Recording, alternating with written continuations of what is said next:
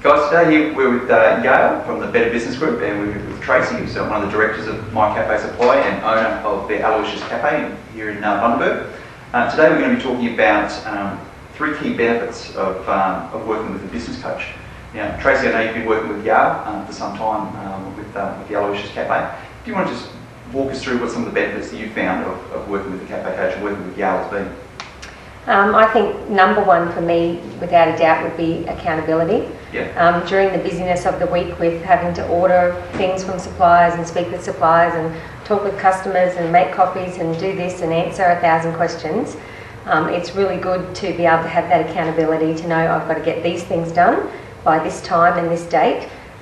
Because it's all about progressing and systemising. So yeah, and yeah, is that something you particularly work on with the clients that you have? Yeah, absolutely. Accountability is key, particularly as Tracey said, when you're in a small business and you are, I guess, the DIY CEO and jack of all trades. And even though you might have a team of people doing things, you still find that when you walk into that cafe in the morning, through to when you leave it at night time. You just get stuck in the day-to-day stuff. So unless you have someone there which is your accountability partner to say, okay, well, yes, we know you're busy, but we need to make sure that you manage your time because you need to achieve these tasks, because these tasks are what grow your business. By you just being stuck, doing coffees or serving, that's not growing your business. It might be growing your customer service, it might be growing your training of your team, but it's not growing your business. So it's important to make sure that in a nice, but I guess firm but fair, gentle push, and to have that accountability, and to make sure that if a job isn't done, we say, well, why not? What happened? Perhaps the job wasn't done because there was, challenges that we need to then go back and fix those, so that those tasks can be completed in the future. Yeah.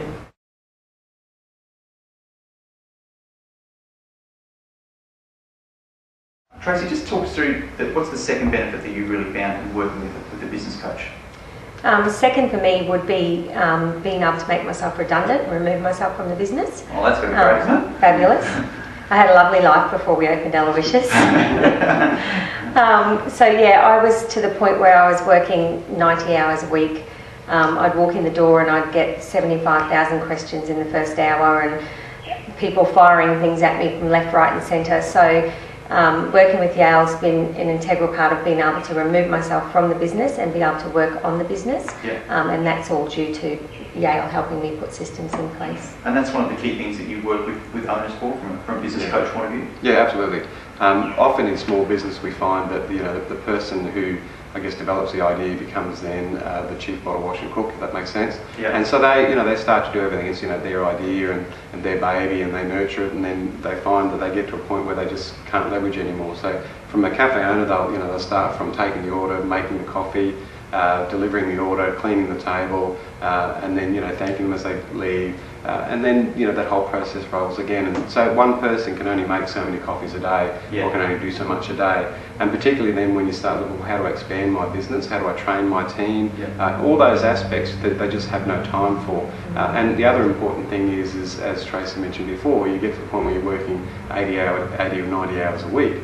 And there's no time left for your family. There's no time left for the reason why you got into business in the first place. Yeah. And often we can we say, well, the key is to make yourself redundant. The first thing when you go into business is how do I create a business that I no longer have to be there. I no longer have to turn up every day of the week, every hour of the day. And so it's about developing systems and developing training so that you can, you train your team. And we look at, often we quote that McDonald's story of, multi-billion-dollar business which is, run by teenagers. Well, it's actually run by systems which run the teenagers. And that's what every cafe owner should work towards. And I know often they have that pride, well, I'm the barista, or I'm the maitre d', or whatever it may be. But ultimately, if you don't want to be there for 60, 70, 80 hours a week, you need to replace yourself, and replace yourself quickly.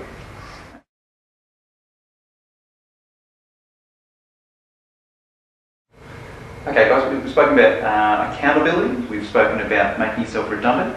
Trace, what's the third point you want to relay to the guys watching the videos, to the third key behind working with a business coach? Definitely increasing profits. Obviously, if we You're not doing it for long hours? no, not anymore. In the early days.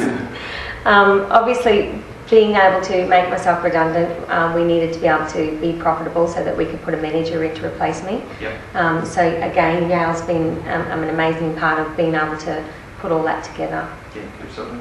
Yeah, can you just expand on what you work with Tracey and other cafe owners around that? Yeah, I think profits is, you know, when we talk about business, the only reason we go into business really is about profits. You know, the function of business is to make a profit.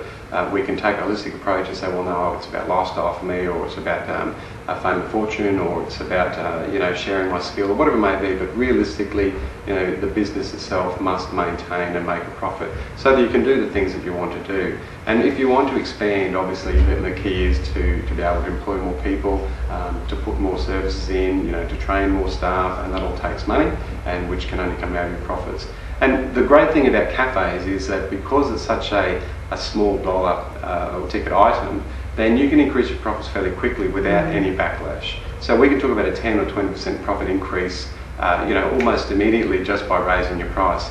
And so a, you know, $4.50 product becomes a $4.90 product, and it really makes no difference. However, you're doing 1,000 of those a week, and that's a massive difference to your business without incurring any costs at all. So I think that, you know, profit does come from you know, your pricing. It does also come from your upsells, you know, your cross sells, your add-on sales, your bump sales. And they're all things that a business coach such as yourself work with. That's right, yeah. So because it's very important that, you know, in a cafe, we all know that retail rents are based on per square meterage, and a cafe table in chairs would probably take you in at 1.5 square metres. So we need to make sure, without being rude, that we're turning over coffee, cakes, you know, pastries, whatever it may be, to make sure that that square metre of space is making you know, return on that investment for the business owner. Because there are plenty of cafe owners obviously who do get into the lifestyle, baristas, and do, you know, really enjoy what they're doing. But at the end of the day, even to be able to provide that and do that, they need to turn profit. Absolutely, yeah, because they, and again, it might be a lifestyle. You might have a great little location on the beach where, you know, making coffees, making friends, looking over the ocean, and, you know, when it's slow, going for a dip, but you still have to be there. You can't take holidays. So I think it's one of those things that, you know, you need to continue to make profits so that when you do want to take a break and take a couple of weeks off with your family, whatever it may be, or you can employ someone, and you can only do that with profit. So lifestyle is great, and, you know, we go into business for a lifestyle choice. You know, we often go into business to say, hey, I don't need to work for the man anymore. I can, you know, don't turn up at 9 and be there and do these things, and I can just come in and go as I please. Unfortunately, with cafe owners, you can't really come in and go as you please, because there's always someone standing right in front of you with a $5 note saying, get me a coffee. So I think making profit is paramount. Absolutely. Tracey, just a final question for you. If you're starting all over again, you'd use a business coach? 100%, without a doubt. Thanks.